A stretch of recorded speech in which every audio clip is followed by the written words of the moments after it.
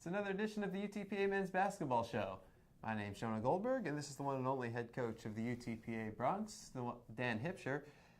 Bronx, since we last spoke to you, have been on the road for their first WAC road trip of the season, heading up to Seattle and then to Bakersfield. One of the toughest road trips that you could have in the WAC, and the positive I can see in that is at least you got the 4 a.m. wake-up calls out of the way early. Yeah, we had 3 out of 5 days where you're traveling, and it's pretty extensive, long trips, and you've got jet lag going on, and just trying to get practices in and play well enough to have a chance. Didn't really do that. Seattle, we were in it the whole first half, and then just never really responded to their offensive barrage the second half. And down at Bakersfield, struggled a little bit in the first half.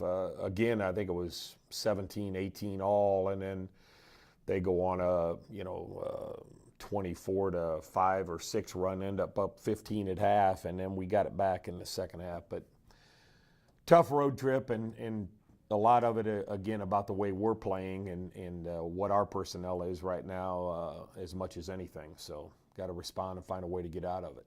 You made an interesting point. We were chatting yesterday about the Seattle game.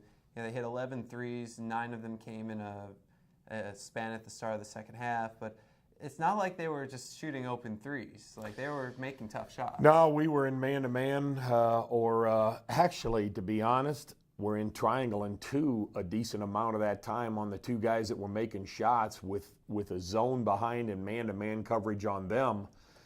So I guess you'd equate that somewhat to throwing into double coverage in football, you know what I mean, and getting away with it. So they hit a lot of tough contested shots, but they have the ability to do that, and right now we don't. So that makes it a tough battle then, and I just happened to look, and we're 6 for 32 from the 3 line in the league, and that's with Boga 1 for 11.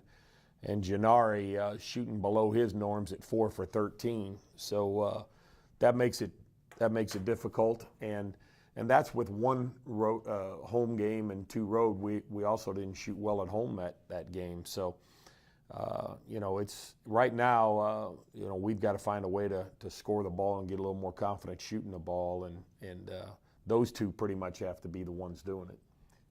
Boga, a guy who, last year in league play, he was one of the best, and this year obviously off to a little bit of a rocky start, but what do you work on with him to just get him to be where he can be? Just try to get reps, it's all you can do. One thing we've really never done with him is try to take the shot away from him. He's never been a great, 40% three-point shooter, but he's been mid to high 30s, which is good enough, and we need him out there doing that, and he's just kind of dug a hole and not been able to get out of it. It's the last home game we played, I think, was San Antonio, and he had 2 or 3 air balls in the game, and a lot of that is him just fighting through his own mental things, because he's taken pretty much the same shots he's had available to him. I don't think he's taken a lot of contested threes, but just can't get him going right now. And try to talk to him about it, try to get him extra reps, try to work his own confidence way out of it. And because let's be honest, Jonah, somewhere in this thing, there's only so many layups. There's only so many guys that can get jammed into the lane. You've got to have a couple threats out there, and our first options are always inside out. But then when they give those to you, you've got to be able to knock a few of them in. Yeah, you're certainly getting the inside presence right now. Dan Kamasa, double-doubles in 2 of his last 3 games. Dan's doing a really nice job for a freshman. He's rebounding the ball well. He actually did not play as well offensively as he could. He blew like 3 or 4 inside little layups. He could have had 20 and 10 the other day at Bakersfield. But again, he's doing a really good job for a young kid, as is, Gennari. Sometimes we forget, he barely played at Mississippi. He's a sophomore getting his first taste of it. people are building defenses toward him right now like crazy, so it's made it more difficult for him. And then the addition of some other guys not stepping up and making a few shots to open up the lane a little bit and take that pressure off of him has made it difficult for him to operate. But he's still, near double-double every night. It's just not – people in the league are going to lay on him, and they're going to try to keep him from that 25, 26-point effort he was getting there in the preseason or the pre-conference. What does that do for Gennari to see this kind of pressure really, so as you point out, so early in his career for going forward? Well, it's just hopefully helps him to understand and work how hard it is for guys. You don't realize what guys like Kobe and Jordan and them go through every night and still perform the way they do. LeBron James, guys that are taking that kind of pressure to stop them.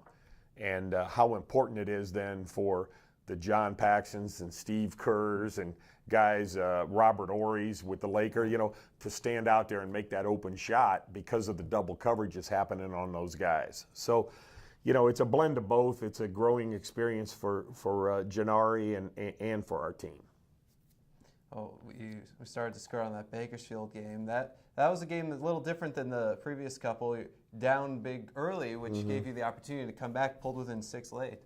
Yeah, we got it to 6 and had an opportunity to cut it to 4 and didn't finish it, and then they went down and got a bucket. But again, when you're digging those holes, as we've talked about before, the game is full of a number of possessions, and if you get enough 2s and they get enough 0s and 1s, you're going to win the game, no matter when they come during the game. So each and every play and each and every possession is of value, and we probably gave away too many. The standout thing in that game was our 17 turnovers to their 8. And, we've been a decent assist to turnover team. Didn't do a great job on this trip with that on the road. Sometimes, as you and I know, the assists aren't counted as well on the road, but the turnovers were, and we made too many turnovers. We had 13 turnovers against Seattle, and they zoned the whole game. So shouldn't happen. And then Bakersfield had trouble just getting the ball in bounds, and again, just kind of lost our presence out there. One thing that was positive in the Bakersfield game was rebounding. Rebounded them 39-31, 14-12 on the offensive glass. Well, exactly. We did a good job getting to the glass. Unfortunately, that's always the opportunity when there's a lot of missed shots. And we did get a bunch back, but, when you look at that and go, 14 offensive rebounds and you still shoot 37%. So it's, it's just not a good thing to be missing shots. Is a good thing to go get them back when you miss them, but you'd like not to miss them. Since league play has begun, really, you've had that opportunity. Guys have been getting opportunities throughout the season. I know we talked a few weeks ago about Isaiah Hobbs coming back after break as a freshman. He hasn't necessarily had a lot of shots, but he's hit half of them in league play so far. So the efficiency's there in a sense. So what have you thought of what you've seen from him? Well, he's, again, driving the ball and getting fouled a little bit. I think in the 2 games he was 5 for 6 at the free throw line, so little positives there. Trying to get him to not turn the ball over. That's been a real problem for him, is the ball handling part of it. And then he did take a 3 the other day at Bakersfield and rimmed it out, so he's got a chance to stretch things a little bit there, but playing a little better, and we need it. With the injuries and the guys that we have out, you can't cut your rotation. It's hard to just play 5, and Bigham, I think, is starting to play a little better, but we need somebody out of Hobbs, Osborne, McDonald, and Watson to really contribute in a positive way when we put them in the game, and the same with Bigham. And it's just we haven't gotten a lot out of that, even though they're in there. I look at it and Mo and Bigham are playing nearly 10 minutes a game, Osborne 10 minutes a game, and we're getting not real positive stats out of that situation. So, we got to get more production out of those guys and find a way for them to come in and play better. and because they're going to have to play. Somebody's got to play, and those guys hopefully will grow throughout the conference season here.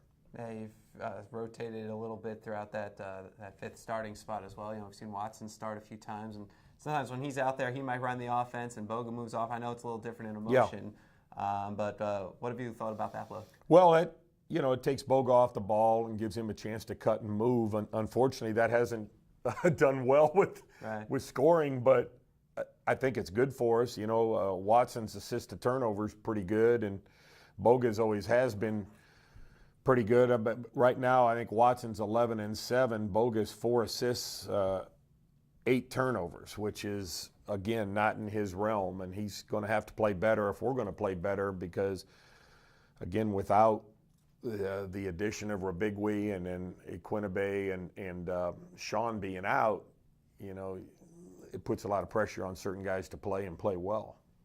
Well, now you have another interesting week coming up. There are always a few of those right around the end of non-conference, start of conference play, whether it's you got through finals, and then it's the playing the pro schedule type, and now first week of school, dealing with that pressure plus 2 conference games. No doubt about it. Getting school started, had a good practice yesterday, and we'll come back this afternoon, first day of school, and there's a lot of things going through the kids' heads. But I would imagine everybody's in that mode, and those teams are traveling at that time. So it's just, can you focus and do your job when that we get between those lines for 40 minutes. Well, the first team up is Utah Valley, and that's a team that's always been a little bit of a rival for UTPA over the last few years, and I'm sure it's even escalated a little more after last year, especially the way the season ended, in the WAC tournament. Well, exactly. We didn't play great at home, and I think we lost by 10-15. Then at their place, we had a chance to win. It was a 2-point game, I believe, kind of ugly offensive game for both teams, but had an opportunity. And then in the WAC tournament, to be honest, they were so good offensively as you look back at it.